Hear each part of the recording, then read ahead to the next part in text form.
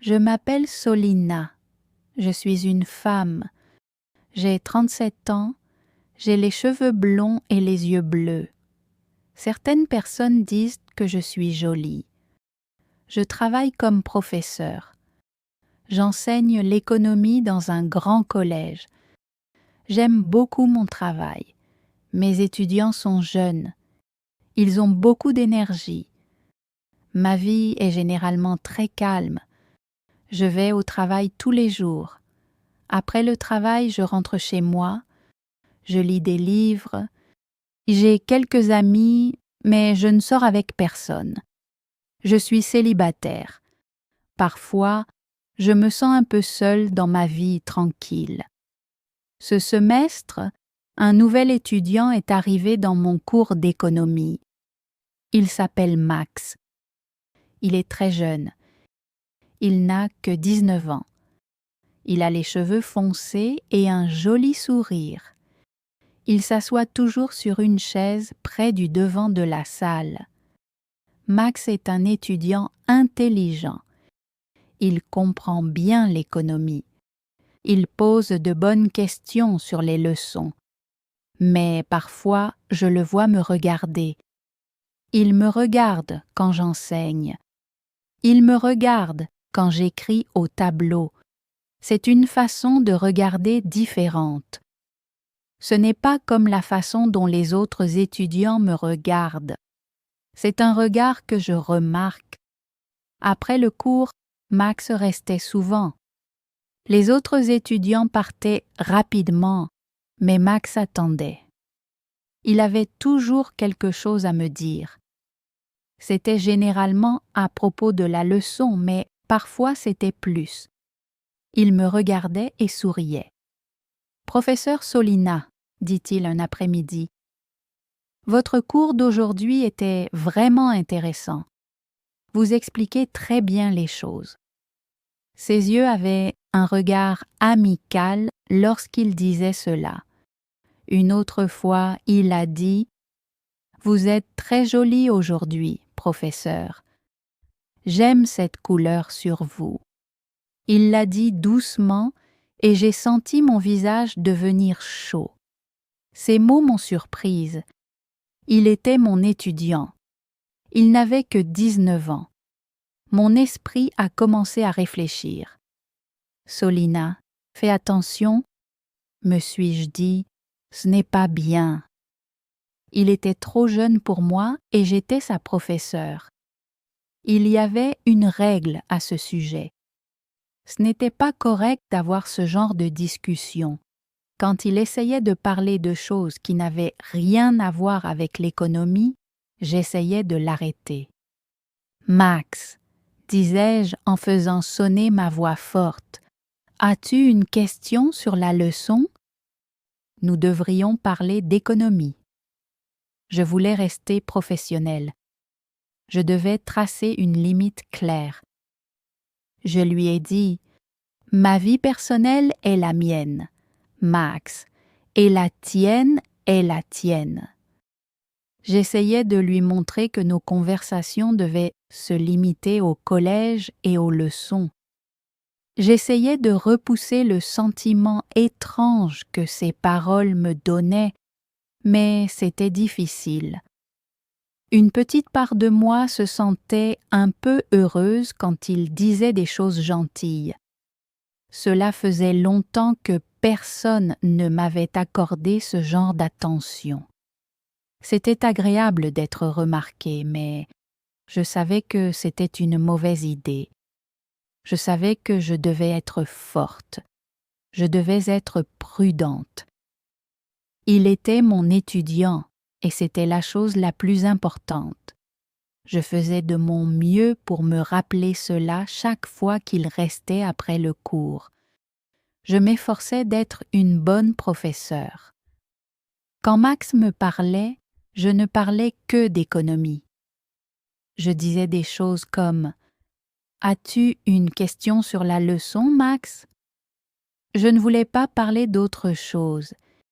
Il était mon étudiant et j'étais sa professeure. C'était très important. Je savais que c'était mal de penser à lui d'une autre manière. Je me le répétais souvent. « Solina, fais attention. Il est beaucoup trop jeune pour toi. Ce n'est pas correct. » J'essayais de maintenir une distance professionnelle entre nous. Je ne voulais aucun problème au travail. Mon métier de professeur était très important pour moi. C'était ma vie. Mais Max continuait de me regarder d'une manière spéciale. Il continuait de me sourire après les cours. Parfois, il disait des choses gentilles, mais j'essayais de ne pas les écouter. Il était difficile de l'ignorer complètement. Une petite part de moi, au fond, se sentait un peu heureuse quand il m'accordait ce genre d'attention. Cela faisait très longtemps que quelqu'un ne m'avait pas regardé avec autant d'intérêt.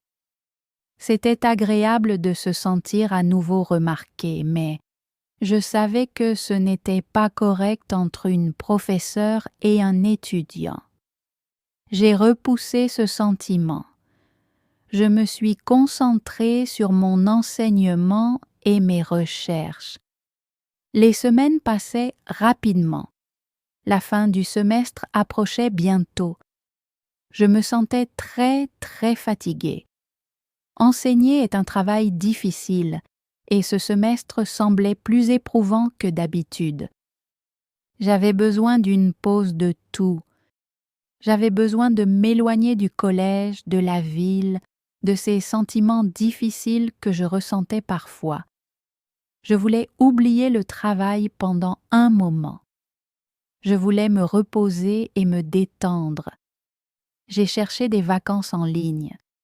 J'ai trouvé une île magnifique. Elle était très loin de chez moi. Elle semblait être un endroit avec beaucoup de soleil et des plages tranquilles. Cela semblait parfait pour une personne fatiguée comme moi. J'ai décidé de réserver un voyage là-bas. Je me suis dit, j'irai sur cette île. Je m'assoirai sur la plage sous le soleil. Je lirai des livres et écouterai la mer. Je n'y penserai pas au travail. Je n'y penserai pas au collège. Je n'y penserai pas aux étudiants. Je n'y penserai pas à l'argent. J'ai préparé mon sac lentement. Je me sentais prête pour les vacances. J'avais très besoin du soleil et de la paix. J'espérais que ce voyage m'aiderait à oublier tout ce qui était difficile et à simplement me sentir calme. J'avais juste besoin de vacances simples, loin de ma vie normale. J'avais hâte de quitter la ville et de prendre l'avion pour cette île chaude et ensoleillée. Cela semblait être un bon plan. Un plan pour me reposer, oublier et trouver un peu de paix avant de revenir. J'étais sur une belle île pour mes vacances. J'avais besoin de repos. J'étais assise dans un bar sur la plage. La soirée était chaude et agréable. J'avais une boisson fraîche à la main. Le bruit de la mer était doux. Il y avait de la musique douce. Je me sentais très détendue et loin de ma vie normale au collège. Soudain, j'ai entendu une voix. Elle appelait mon nom, Solina, professeur Solina. Je me suis retournée rapidement. Mes yeux se sont écarquillés de surprise. Là, devant moi, se tenait Max, mon étudiant du collège. Il était avec quelques amis. Je n'en croyais pas mes yeux. Max était sur cette petite île en même temps que moi. Cela semblait impossible. Max s'est dirigé vers moi. Il avait ce sourire qu'il utilisait en classe. « Bonjour, professeur Solina, » dit-il. « C'est incroyable. Que faites-vous ici ?» Je répondis. « Bonjour Max, je suis en vacances. » Il s'arrêta près de ma table. Ses amis regardaient. « Ouah ! dit-il encore. Te rencontrer ici, c'est une surprise folle. Oui, répondis-je. Une très grande surprise, ajouta Louis. Puis il demanda, Professeur, enfin Solina, puis-je vous offrir un verre, s'il vous plaît? Je réfléchis un instant. Nous n'étions plus au collège maintenant. Nous étions en vacances, loin de tout. D'accord, Max, dis-je. Merci. Juste un verre. Max alla au bar. Il revint avec un verre et s'assit avec moi. Ses amis allèrent s'asseoir ailleurs. Nous commençâmes à parler. Nous prîmes un verre, puis un deuxième, puis un troisième. Nous ne parlions pas d'économie, de mon travail, ni des règles du collège. Nous parlions de nos vies. Nous parlions de nos rêves et de nos choses préférées. Max me racontait des histoires drôles et me faisait beaucoup rire. Je me sentais différente. Je me sentais jeune et légère. Je n'étais plus professeur Solina. J'étais juste Solina. Max me regardait souvent. Ses yeux étaient chaleureux. Je me sentais heureuse. Plus tard, le bar ferma pour la nuit. Nous décidâmes de marcher sur le sable près de l'eau. Le ciel était bleu foncé. La lune était grande et argentée. Max prit ma main pendant que nous marchions. Sa main était chaude et forte. Mon cœur se mit à battre très, très vite dans ma poitrine. Nous arrêtâmes de marcher. Il se tourna vers moi. « Solina, dit-il doucement, tu es tellement différente ici, loin du collège, plus détendue, et tu es très belle. » Je me sentis timide, mais aussi très heureuse d'entendre ces mots. Il se pencha lentement vers moi, puis il m'embrassa. Mon esprit me disait « Non, c'est mal. Il est ton étudiant. » Mais mon corps n'écoutait pas. Je lui rendis son baiser. Le baiser fut long et excitant. C'était comme si tout le reste du monde s'était arrêté. Après cela, nous marchâmes de la plage jusqu'à l'hôtel où Max logeait. Nous allâmes dans sa chambre. Nous passâmes la nuit ensemble. Là, nous parlâmes encore plus.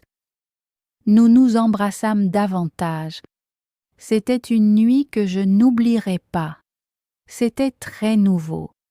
C'était très excitant. Mais au fond de moi, je savais aussi que c'était un peu mal. Il avait 19 ans. J'avais 37 ans. Il était mon étudiant. Mais sur cette île, pour une nuit, nous étions juste Solina et Max. Un verre en devint 2, puis 3. Nous étions assis au bar de la plage. La musique jouait doucement. Nous ne parlions pas d'économie ni de travail au collège. Nous parlions de beaucoup d'autres choses. Nous parlions de nos vies. Max me parla de sa famille et de ses rêves. Je lui racontais un peu ma vie tranquille. Nous parlions des films que nous aimions et de la musique que nous écoutions. Les amis de Max étaient parfois avec nous. Ils étaient bruyants et jeunes, mais le plus souvent c'était juste Max et moi qui parlions. Il était facile de lui parler. Il me faisait rire plusieurs fois. Je me sentais heureuse et légère. Je me sentais à nouveau jeune, comme si j'avais 20 ans, pas 37. J'avais oublié que j'étais la professeure Solina. J'étais juste Solina, une femme en vacances. Ici, Max n'était pas mon étudiant. Il était juste Max, un jeune homme charmant. C'était agréable d'être juste Solina avec juste Max. Le bar commençait à fermer. Les gens commencèrent à partir. Max et moi marchâmes du bar jusqu'à la plage. Le sable était doux sous nos pieds. Le ciel était sombre, mais la lune était grande et brillante. Sa lumière rendait la mer argentée. Nous marchions lentement près de l'eau. L'air était chaud et doux. C'était une belle nuit. Max s'arrêta de marcher. Il se tourna pour me regarder. Il sourit avec son joli sourire. « Tu es très différente ici, Solina, » dit-il. Pas comme en classe, plus détendue. J'aime ça, Solina. Il prit ma main. Sa main était chaude et forte autour de la mienne. Mon cœur se mit à battre très vite, comme un petit oiseau dans ma poitrine. Je ne retirai pas ma main. Il regarda mes yeux pendant un long moment, puis il dit d'une voix douce « Tu es très belle, Solina. » Je sentis mon visage devenir chaud. Je me sentais confuse. Je me sentais heureuse. Je me sentais aussi un peu effrayée. Cela se passait, c'était réel. Max se pencha vers moi. Il m'embrassa. Ce fut d'abord un baiser doux sur mes lèvres. Puis il devint plus long. Mon esprit me disait « Non, Solina, arrête. C'est mal. Il est ton étudiant. » Mais mon corps était chaud. Mon cœur était plein. Il disait « Oui, mon corps et mon cœur voulaient cela. » Nous nous sommes embrassés encore sur la plage, sous la lune. C'était excitant et un peu sauvage. Après un certain temps, Max me demanda si je voulais revenir dans sa chambre d'hôtel. Je dis oui. Nous marchâmes de la plage jusqu'à son hôtel. Sa chambre était petite. Elle ressemblait à celle d'un jeune homme, un peu en désordre. Nous entrâmes. Nous parlâmes encore. Nous nous embrassâmes encore. Nous passâmes la nuit ensemble dans sa chambre. C'était une nuit que je n'oublierai pas. C'était très nouveau et très excitant. J'avais l'impression de faire quelque chose que je ne devrais pas faire. C'était un peu mal, mais à ce moment-là, cela semblait juste. Le lendemain matin, le soleil brillait. Je me réveillais dans la chambre de Max. Ma tête était lourde. En y pensant, je ressentis une forte vague de culpabilité. Qu'avais-je fait? Il était mon étudiant. C'était mal, mais ensuite, je ressentis aussi un étrange bonheur. La nuit précédente avait été agréable. J'aimais être avec lui. Je me sentais vivante. Max se réveilla. Il me sourit. « Bonjour Solina », dit-il. Il semblait heureux, lui aussi. Nous avons pris le petit déjeuner. Au début, c'était un peu silencieux. Je savais que je devais dire quelque chose. « Max », dis-je prudemment, « la nuit dernière, au collège, cela ne peut pas se reproduire. » J'étais nerveuse. Il me regarda. « Je sais, » dit-il, « mais je t'aime bien, Solina, beaucoup. Peut-être pourrions-nous nous voir parfois discrètement, en secret. » Il avait l'air sérieux. Une partie de moi voulait dire oui. Mon cœur se réchauffa quand il dit qu'il m'aimait bien. Peut-être pourrions-nous être très prudents. Peut-être que cela pourrait fonctionner. Peut-être, murmurai-je. Nous devrions être très très prudents. Les vacances se terminèrent trop vite. Nous étions de retour en ville, de retour au collège. Tout semblait différent. En classe, Max ne me regardait pas. Il regardait son livre tout le temps. Il ne souriait pas. Il n'essayait pas d'attirer mon regard. Après le cours, il ne m'attendait pas. Il quittait rapidement la salle avec ses amis. Il semblait être une personne différente. Il était redevenu l'étudiant. Et moi, j'étais la professeure, mais il était froid. Je me sentais confuse et blessée. Pourquoi agissait-il ainsi? Je lui envoyais un message. « Salut Max, ça va? Peut-on parler? » Il ne répondit pas. Les jours passèrent. Il continua de m'ignorer. J'avais un nœud dans l'estomac. Que se passait-il? Un après-midi, je marchais près du café des étudiants. J'entendis des voix fortes et des rires. J'entendis la voix de Max. Il était avec ses amis. Je m'arrêtai un moment. J'entendis un de ses amis dire « Alors, Max, tu l'as vraiment fait avec la professeure aux beaux yeux sur l'île? » Max éclata de rire, un rire fort et fier. « Ouais, mec. Facile. Pari gagné. 1000 €. Elle était sur moi après quelques verres sur l'île. Je t'avais dit que je pouvais l'avoir. Paye maintenant. » Mon corps devint froid. Mon sang semblait de la glace. Un pari, un défi, 1000 €, tout ça, les regards, les mots, la nuit sur l'île. Tout cela n'était qu'un jeu pour lui, un jeu cruel pour gagner de l'argent, pour se montrer devant ses amis.